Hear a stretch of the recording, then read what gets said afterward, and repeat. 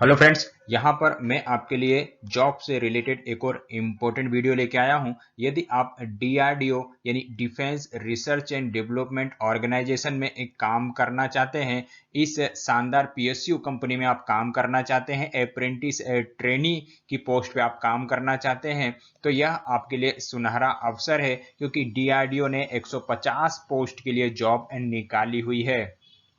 ये वीडियो पसंद आए तो इस वीडियो को लाइक करना और शेयर करना बिल्कुल ना भूलें। और अगर आपने अब तक इस चैनल को सब्सक्राइब नहीं किया है तो चैनल को सब्सक्राइब भी करें, साथ ही बेल आइकॉन को भी प्रेस करना ना भूलें ताकि इस चैनल की लेटेस्ट अपडेट आपको सही समय पर मिल पाए।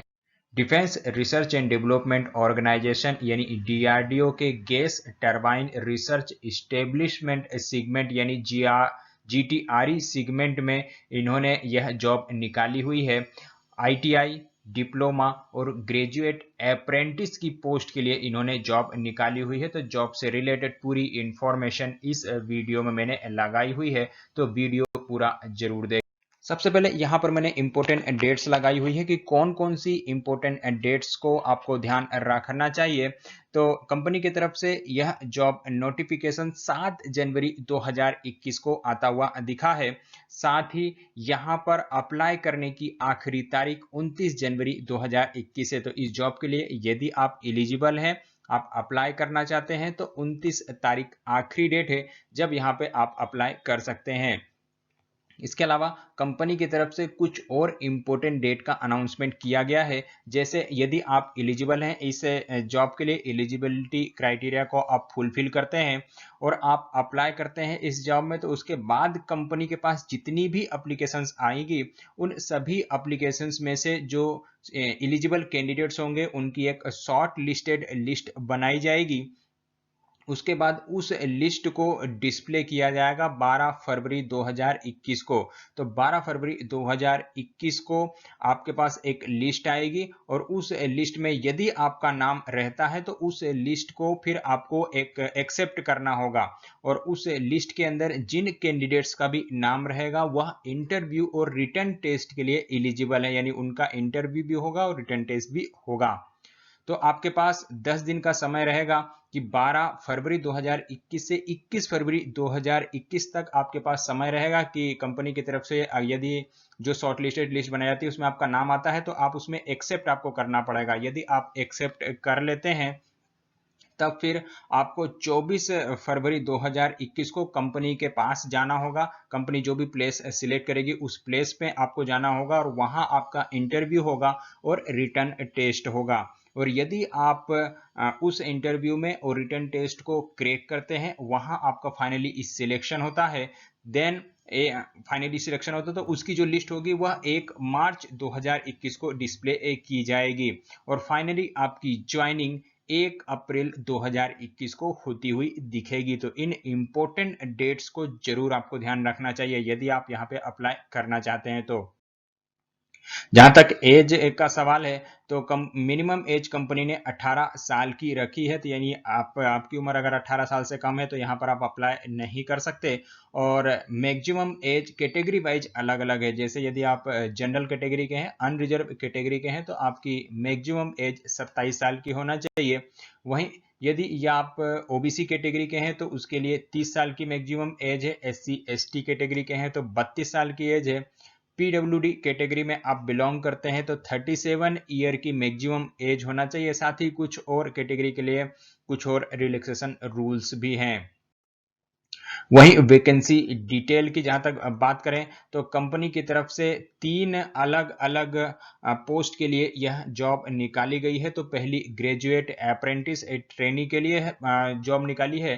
साथ ही डिप्लोमा अप्रेंटिस ट्रेनी के लिए भी कंपनी की तरफ से जॉब निकाली गई है। इसके अलावा आईटीआई अप्रेंटिस ट्रेनी के लिए भी कंपनी की तरफ से जॉब निकाली गई है। तो 3 अलग अलग पोस्ट के लिए कंपनी की तरफ से जॉब निकाली गई है। उसकी डिटेल भी मैंने आगे लगाई हुई है इस वीडियो में।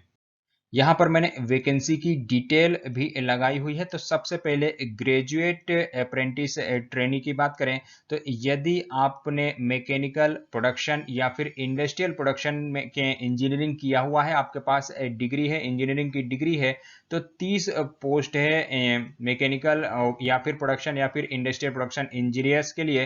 तो 30 पोस्ट के लिए आप अप्लाई कर सकते हैं। वहीं एरोनॉटिक्स या फिर एरो स्पेस इंजीनियरिंग की आपके पास डिग्री है तो आपके पास 15 पोस्ट है कि आप अप्लाई करने के लिए। साथ ही इलेक्ट्रॉनिक्स इंजीनियर है, यदि आप इलेक्ट्रॉनिक्स एंड कम्युनिकेशन में आपने इंजीनियरिंग की है, इंस्ट्रूमेंटेशन में यदि आपने इंजीनियरिंग की है तो 12 पोस्ट है, आप यहाँ पे अप्लाई कर सकते हैं। या फिर computer science, computer engineering, information science या फिर टेक्नोलॉजी इंजीनियरिंग से आपने इंजीनियरिंग की है तो 18 पोस्ट है आपके पास, आप अप्लाई कर सकते हैं। साथ ही मेट्रोलॉजिकल मटेरियल साइंस यदि आपने इंजीनियरिंग की है तो 4 पोस्ट निकाली है, कंपनी की तरफ से निकाली गई है। साथ ही यदि आपने सिविल इंजीनियरिंग या फिर उसके इक्विवेलेंट में कुछ आपके पास डिग्री है तो उसके लिए एक पोस्ट है जहां पर आप अप्लाई कर सकते हैं। तो यदि आपके पास डिग्री है तो ये आपकी वैकेंसी है, यहां पर आप अप्लाई कर सकते हैं। साथ ही यदि आपके पास डिप्लोमा की इंजीनियरिंग है, डिप्लोमा की डिग्री है, यदि आपने डिप्लोमा किया हुआ है तो उस केस में मैकेनिकल प्रोडक्शन या फिर टूल और डाई डिजाइन की का सर्टिफिकेट आपके पास है डिप्लोमा फील्ड में, तो आपके पास 15 पोस्ट है, आप 15 पोस्ट के लिए अप्लाई कर सकते हैं। वहीं इलेक्ट्रिकल एंड इलेक्ट्रॉनिक्स कम्युनिकेशन या फिर इलेक्ट्रॉनिक्स इंस्ट्रूमेंटेशन की आपके पास डिग्री है डिप्लोमा की तो 10 पोस्ट है आपके पास अप्लाई करने के लिए।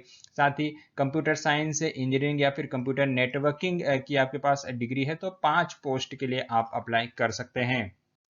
वहीं यदि आपके पास आईटीआई का सर्टिफिकेट है और आईटीआई में भी मैकेनिक का सर्टिफिकेट है तो 5 पोस्ट है, फिल्टर का सर्टिफिकेट है तो 8 पोस्ट है, टर्नर का certificate 5 post, electrician welder electrician के लिए जहां 4, वेल्डर के लिए 2 पोस्ट, सीट मेटल वर्कर के लिए 2 पोस्ट, साथ ही कंप्यूटर ऑपरेटर के लिए 12 पोस्ट और हेल्थ सेफ्टी एंड इन्वायरमेंट के लिए 2 पोस्ट है निकाली हुई है कंपनी ने, यहां पर आप अप्लाई कर सकते हैं। तो यहाँ इसके लिए आपके पास आईटीआई अप्रेंटिस का सर्टिफिकेट होना जरूरी है।